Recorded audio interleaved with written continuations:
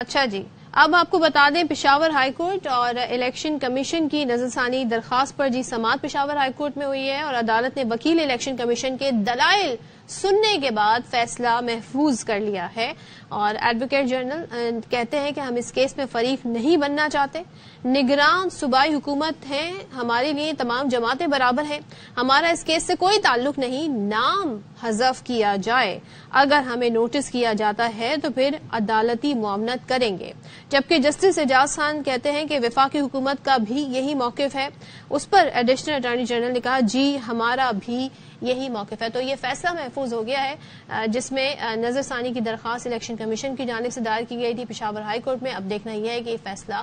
کب سنایا جاتا ہے۔ عثمان علی مزید تفصیلات دیں گے، بتائیے گا جی۔ پی ٹی آئی انٹرا پارٹی انتخابات کے حوالے سے جو کیس تھا اس پر آج پشاور ہائی کورٹ میں سماعت ہوئی ہے اور وکیل الیکشن کمیشن نے عدالت میں جو ہے اپنے دلائل دے دیے ہیں اور اب عدالت نے اس کا فیصلہ جو ہے وہ محفوظ کر دیا ہے۔ وکیل الیکشن کمیشن نے عدالت کو بتایا کہ جو 26 دسمبر کا آرڈر ہے اس کو واپس لیا جائے، کیونکہ یہ اس کیس میں پورا جو کیس ہے وہ اس آرڈر میں ہی عدالت نے جو ہے وہ کلیئر کر دیا ہے اور اس میں کچھ نہیں بچتا اگر عدالت نے ان کو اختیار دیا ہے۔ اس پر جو جج صاحب تھے انہوں نے ان سے یہ بھی پوچھا کہ آپ کو نہیں سنا گیا تھا، تو انہوں نے بتایا کہ جو 26 دسمبر تھا تو اس کیس میں الیکشن کمیشن کی طرف سے کوئی بھی پیش نہیں ہوا تھا، ہمیں سنے بغیر ہی عدالت نے جو ہے وہ آرڈر جاری کیا۔ ایڈوکیٹ جنرل نے عدالت کو یہ بتایا کہ ہم اس کیس میں فریق ہی نہیں ہے اور اس آرڈر میں یہ لکھا گیا ہے کہ جی آپ اس سے بھی پیش ہوا ہے، جبکہ اٹارنی